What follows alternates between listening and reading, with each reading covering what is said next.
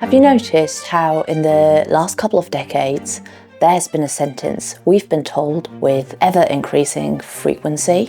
It's a sentence that didn't just change how we see ourselves, it changed how the economy works. A sentence that, in disguise, has helped drive the explosion of wealth inequality we're seeing today. And that sentence is that you need to love yourself. Lately, self-esteem seems to be at the centre of everything.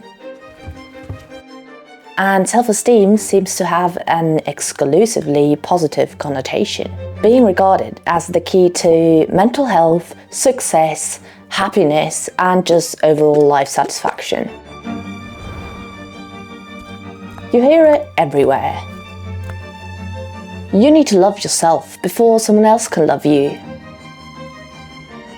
Believe in yourself and success will follow. Put yourself first because no one else will.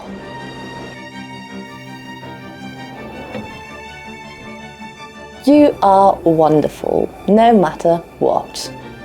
The underlying tone seems to be that increasing your self-esteem will basically sort out most of your problems. Now, from the critical tone of voice I'm using here, you might be asking yourself, what is this weird lady from the internet going on about?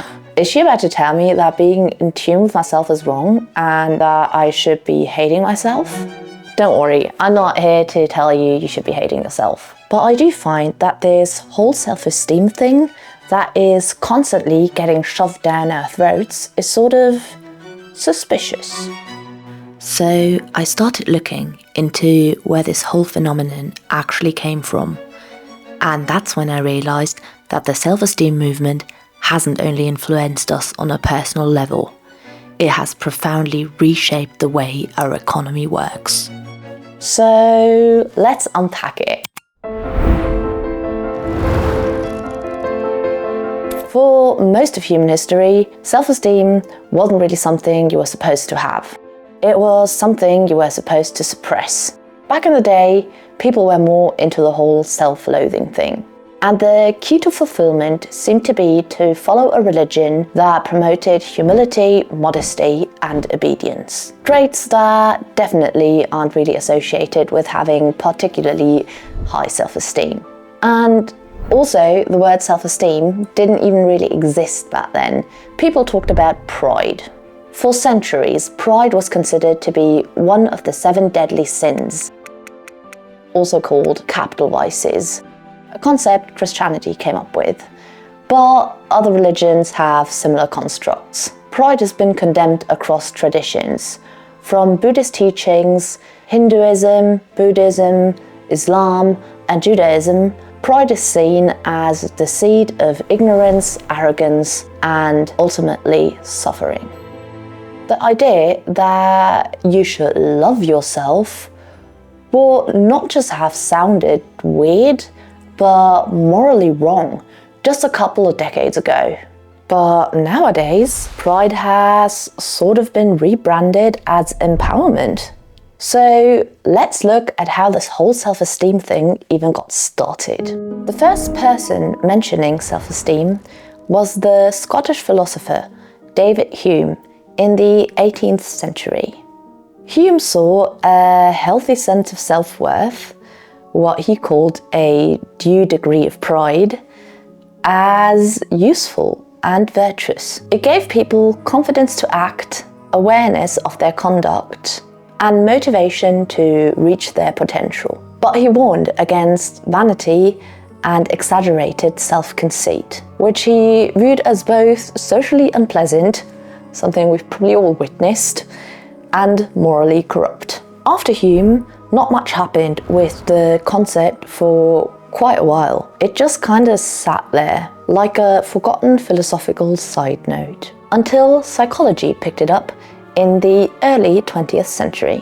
One of the first modern thinkers to revive the idea was William James, often called the father of American psychology. In 1892, William James was actually the first to define self-esteem in measurable terms. He described it as a simple formula: self-esteem equals success divided by pretensions. By pretensions, James referred to expectations towards yourself.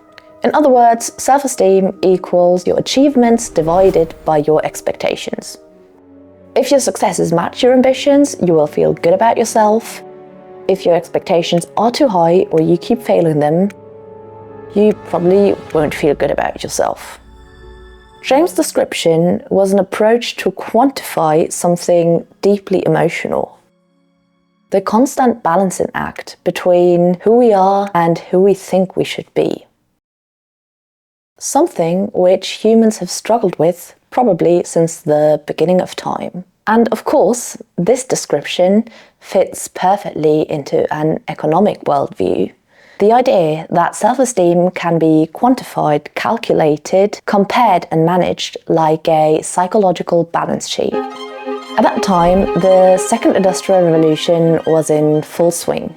Roughly from the 1870s to the 1900s. Factories were booming and productivity was suddenly measurable in output per worker, units per hour, and profits per share. Humans were not really evaluated by moral virtue anymore, but by performance. So when James proposed a psychological formula for self-worth, it made perfect sense in a world that was starting to measure everything. The idea that you could calculate your own value fit neatly into an economy that was learning to calculate the value of human labour. But then the concept rested for another couple of decades. By the mid-20th century, psychologists like Carl Rogers and Abraham Maslow picked up where James had left off. Rogers believed that genuine self-esteem came from unconditional positive regard, being accepted for who you are, not what you produce, which in principle is a beautiful way to look at it. Maslow went even further.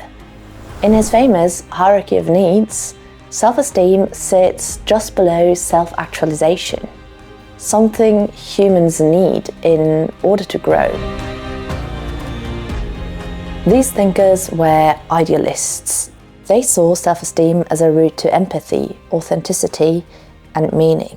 The concept of self-esteem was still a niche psychological research topic up to that point. It wasn't really something that people outside of psychology would know or talk about. But then things started to take a turn. This turning point came with Nathaniel Branden, a student and lover of Ayn Rand, who published a book, The Psychology of Self-Esteem, in 1969. But to understand who Nathaniel Branden was and what his views were like, I think it is important to talk about Ayn Rand first. Because she was the ideological architect of the worldview of self-esteem that he later psychologized and popularized.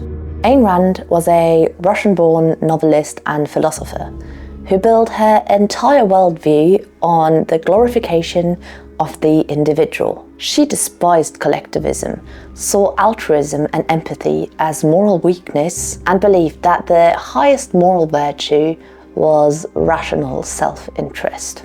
In her books, The Fountainhead and Atlas Shrugged, her heroes are visionary entrepreneurs who defy society's expectations and refuse to compromise for others.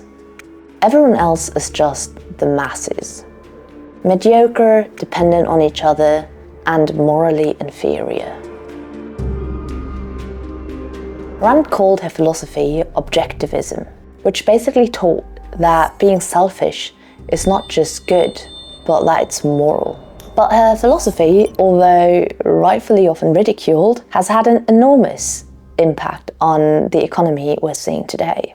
Donald Trump has called Rand his favourite writer and identifies with Howard Roark, the protagonist of Fountainhead, an architect who dynamites a housing project he designed because the builders did not precisely follow his blueprints.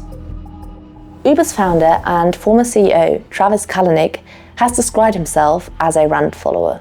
Mr. Kalanick was forced to resign from Uber after several scandals, including a video where he is swearing at an Uber driver after the Uber driver complained about the difficulty of making a living with the company's declining rates. So this is the moment where my camera just randomly decided to stop filming, and I took the opportunity to take a quick filming break, because while it might not look like it, filming is actually exhausting. So I thought this would be a natural point in the video to tell you how much effort and work it actually takes to make videos like these. Apart from the huge amount of time that goes into it, it's also actually quite expensive. From cameras, lenses, editing software, microphones, music licensing, and also I've been starting to work with an editor to help me make the cool animations you've seen in this video. And I couldn't do it without my Patreon subscribers. So a huge thank you to everyone who's supported me on Patreon or made a one-off contribution on Buy Me a Coffee or Ko-Fi. Thank you so much. I would not be able to do this without you. So if you want to support the channel and help me continue making videos like these, it would mean the absolute world if you considered subscribing on Patreon. I've been meaning to also start a book club on there, where we will read the books together that I use for my videos and have critical discussions about them on a regular basis. So if you're interested, I would love to see you there. But now, back to the video. I was telling you how Trump and the Uber CEO were really big Rand fans, but one of Rand's most influential and early followers was Alan Greenspan.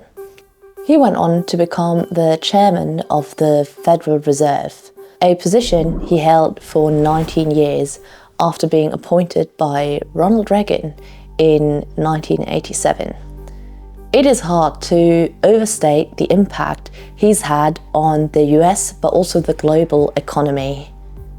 Greenspan was a true believer in laissez-faire capitalism, opposing regulation, and a subscriber to Ayn Rand's worldview of individualism and hustle culture.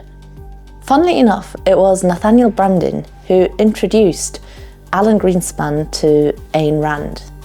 Greenspan believed that markets left to their own devices were the best mechanism for managing society, and that individuals acting in their own self-interest would somehow create economic stability. Greenspan would rethink his views when, in 2008, the economy promptly collapsed.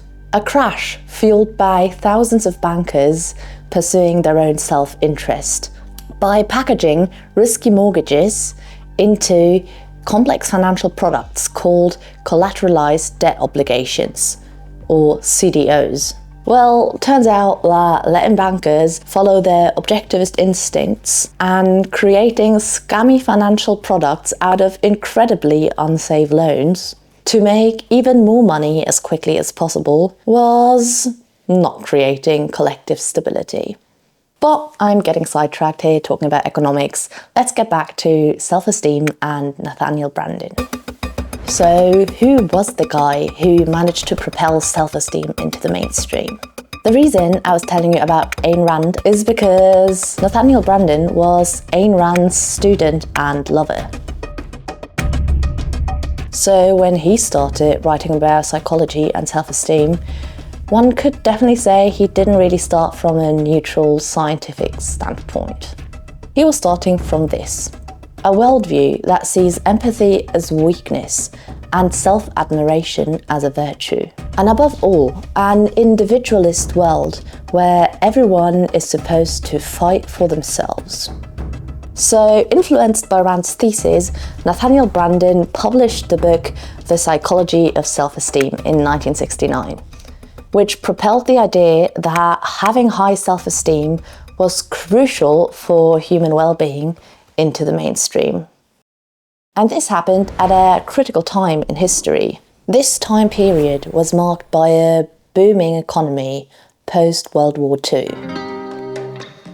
The 1960s and 70s was a time in which, at least in the UK, US and other Western nations, industrialization had long taken place, and production was being sourced out to other nations with cheaper workforces. This was the period in which the rise of the so-called service economy took place, or what academics also like to call the neoliberal turn. An era characterized by deregulation, privatization, and the gradual withdrawal of the welfare state. Another key aspect of that time was that workers in countries like the US, the UK, and other Western nations stopped taking blue-collar jobs and started working white-collar office jobs. Instead of becoming carpenters, railroad workers, farmers and miners, people in Western countries now started working in marketing, management, information, and finance. Basically, service jobs. A nation of workers was turning into a nation of salesmen. But there was something that was a lot different in white-collar jobs than in blue-collar jobs. Interpersonal relationships became essential to succeed at work, and so did the importance of perceived confidence, which signaled capability. So Branden's book, The Psychology of Self-Esteem, became an instant hit, as people working in this new work culture were looking for ways to increase their perceived value. Branden went on to become one of the leading figures of the self-esteem movement, stating that he cannot think of a single psychological problem, from anxiety and depression to fear of intimacy or of success, to spouse battery or child molestation, that is not traceable to the problem of low self-esteem. Ever since then, the self-esteem movement and the notion that high self-esteem is beneficial to individuals and thus society has been a topic of huge interest, but also in pop culture and media, especially in the Western world. Branden's claim that all psychological problems could be traced back to low self-esteem fit in neatly with the emerging neoliberal idea of the self-responsible individual. In a world where individuals were increasingly being held accountable for their own economic outcomes and everyone could make it if they just tried hard enough, the idea that one's internal state determined success had a powerful ideological appeal. In the 1980s, California launched an official task force to promote self-esteem and personal and social responsibility. This task force premised on the belief that a wide range of societal problems, from unemployment to crime, could be solved by improving individuals' self-regard. The initiative reflected the broader cultural shift. Complex structural issues like unemployment and inequality were increasingly reinterpreted as failures of personal psychology. If you are struggling economically, emotionally, or socially, the assumption now was that the root cause was within you. Self-help books started flooding the market. Corporations began running self-esteem and motivational trainings. And Believe in Yourself became the official psychological soundtrack of neoliberalism. By the 1990s, the self-esteem movement had fully merged with corporate culture. The corporate world became obsessed with what they called visionary leadership, a euphemism for charisma, risk-taking, and unconditional self-belief. Perhaps the most infamous example of that culture was the energy company Enron. Before its collapse in 2001, Enron was widely celebrated as one of America's most innovative companies. Its executives, led by CEO Jeff Skilling, embodied the era's corporate psychology, supremely confident and utterly convinced of their own genius. Jeff Skilling cultivated a culture that rewarded bragging and overconfidence, and punished humility and doubt. Employees were ranked and fired on perceived performance, a system they called rank and yank. Everyone performed confidence because all that mattered was the illusion of growth. The stock price had to climb to new heights. The quarterly reports had to look good to keep the shareholders happy.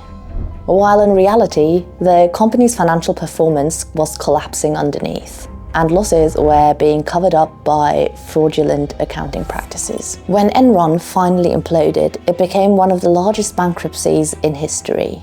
A monument to what happens when performative self-assurance replaces accountability and actual competence. There's actually a fantastic movie about Enron. I'll link it in the description. And things haven't changed much from Enron times. Today's self-help gurus claim to have the secret formula for confidence. But real confidence actually comes from understanding things deeply, thinking critically, and building real skills, not just repeating affirmations. That's why I've been using Brilliant. It's a learning platform that actually trains how you think and helps you become a better problem solver. With thousands of interactive learning sessions in math, science, programming, data analysis, and AI. It's not about memorizing. It's about discovering how concepts work and truly understanding them. And especially now with the AI hype everywhere and the stock market possibly ballooning into a dot-com-like AI bubble, I think it's really important to actually understand what AI is, what it can do, and what its limitations actually are. That is why I've been taking Brilliant's AI course. Because AI goes much deeper than just ChatGPT, and I've been wanting to understand how it actually works. Whether it's on your phone or on your laptop, Brilliant makes learning actually fun. To learn for free on Brilliant, go to brilliant.org/AnnaBocker, scan the QR code on screen, or click on the link in the description. Brilliant's also given our viewers 20% off their annual premium subscription, which gives you unlimited daily access to everything on Brilliant. Huge thanks to Brilliant for sponsoring this video and making it possible for me to continue making critical videos for you. But now, back to the part in the video where I was telling you about Enron's collapse. But even after Enron's collapse, the myth that high self-esteem was the best thing ever still persisted.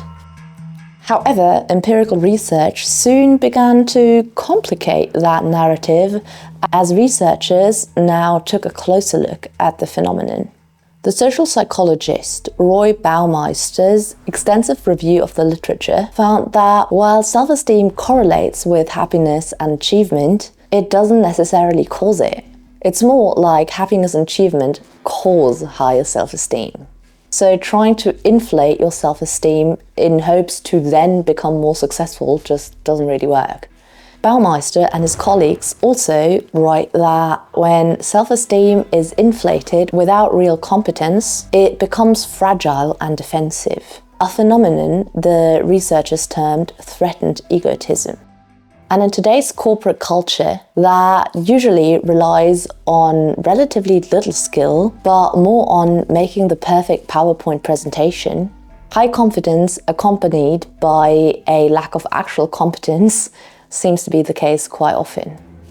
Later work by other psychologists built on this insight by differentiating between extrinsic and intrinsic self-esteem. Intrinsic self-esteem develops from self-acceptance, authenticity, and genuinely being comfortable in your own skin, without the need for validation. Whereas extrinsic self-esteem relies on external validation, approval, appearance, and status. This distinction between intrinsic and extrinsic self-esteem becomes particularly relevant when we look at the economy that emerged from the late 20th century onward. Because while psychologists were still carefully differentiating between fragile and stable and authentic forms of self-worth, the market had already discovered which one was more profitable. Extrinsic self-esteem, the kind that depends on recognition, approval, and visible success, is by its very nature never truly satisfied. It requires constant reinforcement through comparison and external validation. And this made it the perfect psychological foundation for a consumer economy. Advertising industries learned very early on that the most effective way to sell products is to attach them to identity. In the advertising world, a car never just means a mode of transport. It's a symbol of achievement. A handbag is also not a functional object. It's a marker of success and belonging to a certain group. Economists call this conspicuous consumption, to describe how people display wealth to symbolize status. Luxury brands like Louis Vuitton, Hermes or Rolex have capitalized on it, and it's working. Their annual profits have skyrocketed over the past 20 years. They don't just sell fashion items, they sell reassurance, the feeling of being someone whose worth is visible and confirmed. And while buying a luxury handbag seems trivial, it's a way of saying, I matter, I've made it, at least until the next person buys a new model. In this late-stage capitalism economy we live in right now, we express who we are and how worthy we are through the brands we associate with, the platforms we inhabit, and the identities we perform. Self-esteem hasn't only been commodified at the level of consumption, but it has become institutionalized in workplaces. In today's labour market, confidence almost works as a form of capital. Bragging on your CV will usually get you further up the career ladder than being skilled but quiet and humble. Recruiters and managers are trained to equate confidence with competence, something that deep down we all know not to be true. It's the same psychology that underpins sales culture and influencer culture alike. High self-esteem, or at least the performance of it, becomes a professional survival strategy. At the very top of this hierarchy sits the CEO, the ultimate performer of confidence. Narcissism is a trait defined by psychologists as having extremely high self-esteem while lacking empathy. And research shows that the corporate world doesn't just tolerate narcissism, it actively selects for it.